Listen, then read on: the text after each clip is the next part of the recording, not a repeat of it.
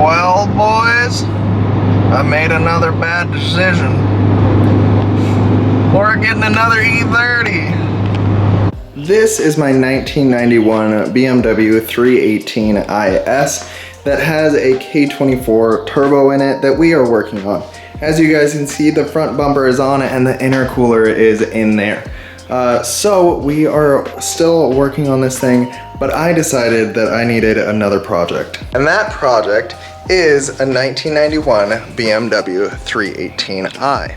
While I've been working on my E30, I have accumulated a whole bunch of parts like the 410 diff, like the old fuel pump, and a whole bunch of other just little miscellaneous things that I haven't used. So now we introduce the new project. This is a 1991 BMW 318i, not the IS, but it does have the same engine.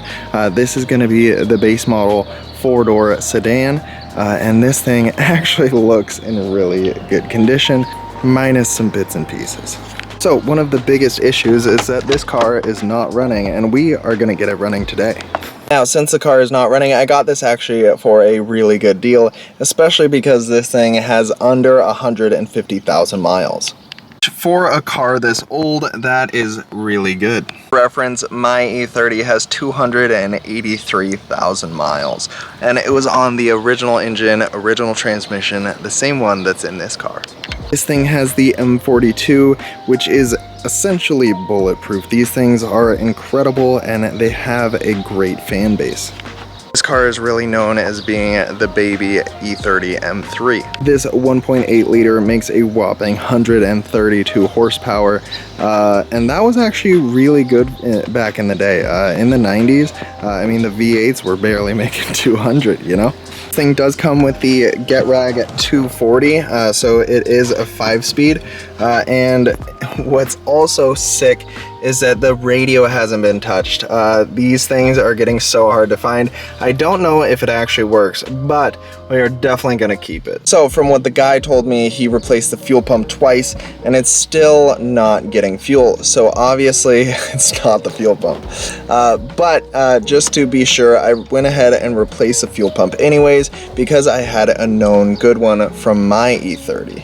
So I replaced the fuel pump, and the guy also said that he just recently replaced the tank, and the only reason why you would replace the fuel tank is if it was rusting inside, which means that next I looked at the fuel filter. And since the fuel filter looked like it was original, or at least just not replaced in the last 5 years, I had one laying around from my E30 that I had in the trunk, and so I just popped it out, pop the new one in, so it has a brand new fuel filter, and the thing started right up. So free fuel filter and free fuel pump that I had. Now there are two more issues that we need to address.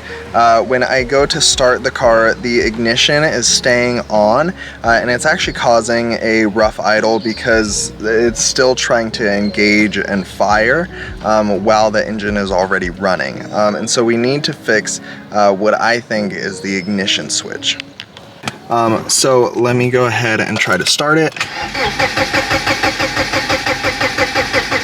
And it will just keep doing that until the battery is dead. Ignore how loud the car is because it's open headers right now.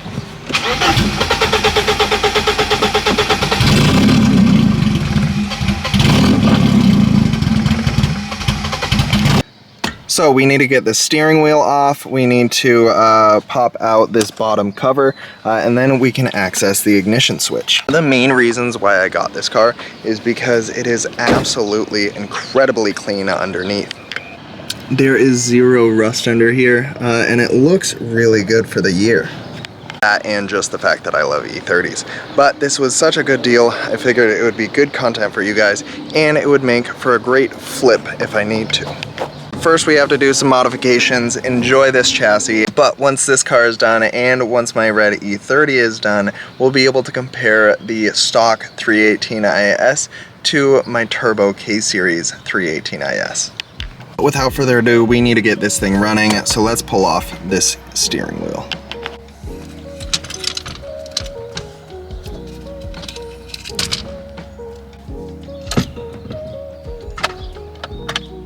Perfect.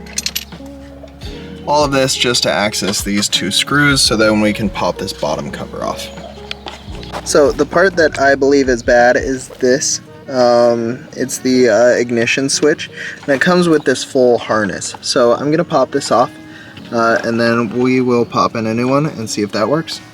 Actually, just looking at it, you can see it's actually split in half, so that is definitely our culprit. Let's replace this and see if that fixes it. So this was definitely the culprit. The spring, there's a bunch of springs in here, and this thing just literally exploded.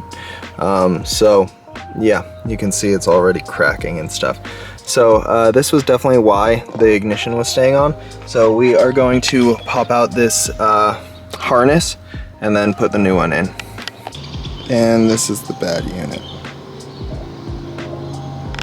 Alright, and this is the new one. Well, new to us. Well, definitely not stolen from my red E30. But listen, Greta is getting the new one, so Greta is not a parts car. We're not treating her like that. She'll get the new one.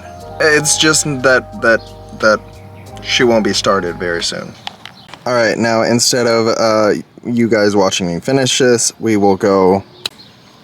Alright, now let's see if she starts. The battery honestly might be dead. Let's give it a shot. Can you focus?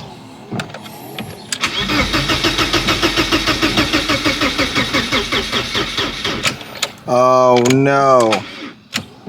Alright, we'll have to get the battery charger out. Alright, let's try this one more time. Oh, come on.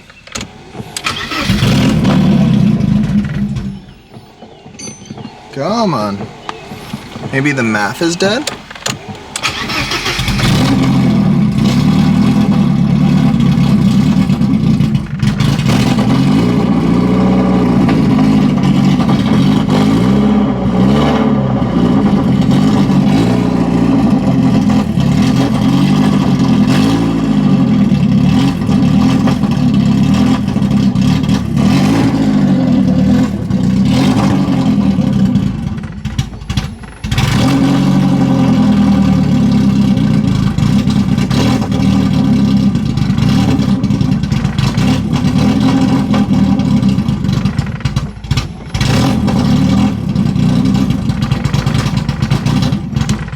That sounds absolutely terrible. Okay, so I actually unplugged the MAF sensor and it's actually running a lot more stable and better. So I think that one, we have a bad MAF sensor, or at least it needs to be cleaned. But I mean, that's at least more stable. Well, it's running. Not great, but it's running.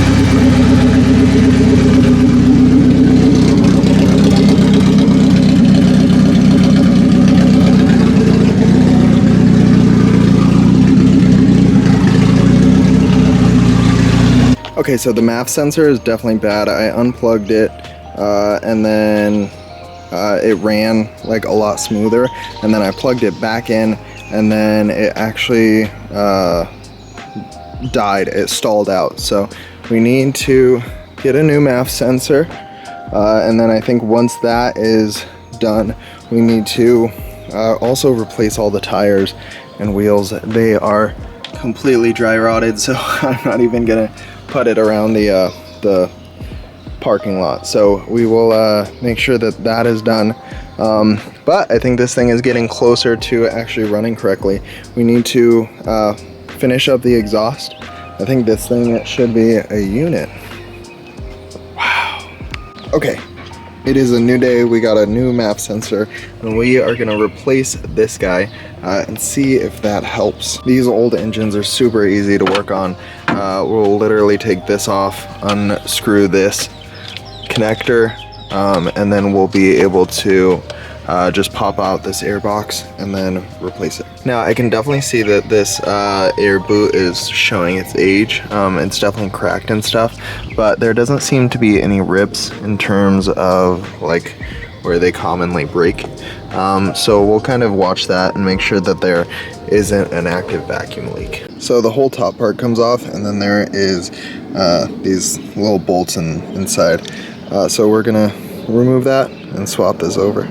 Also, this is what air filters are for, but we need to replace one and replace this one, and yeah, get all this crap out. So gross. What I forgot to mention is that this car has been down for at least 8 months. That's what the previous owner had said, and so it's been at least 8 months since the car has been running. So I'm glad that I've gotten it running within, I don't know, a day and a half of work. So not too bad. So the new unit, since it's so cheap, it didn't come with studs. So we are currently removing the studs, and all you have to do is put one nut upside down and then one nut right side like this and put it on the stud. So all you have to do is lock this bottom piece and then tighten them against each other. So we're gonna tighten the top bolt, and then once we do that, we can loosen the bottom bolt, and that's gonna cause just enough friction to remove the stud with it as well. And so basically it locks in the bottom bolt to the stud, and then you can just remove it like a normal bolt. So you know how I was saying that the intake boot didn't look like there was any cracks in it? Well, down here there is, it's completely split.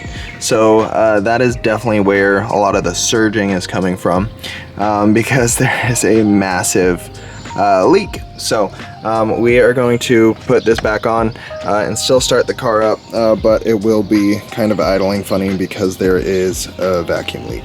So like I mentioned, the engine is getting unmetered air, so there will be surging, but you guys can hear the difference.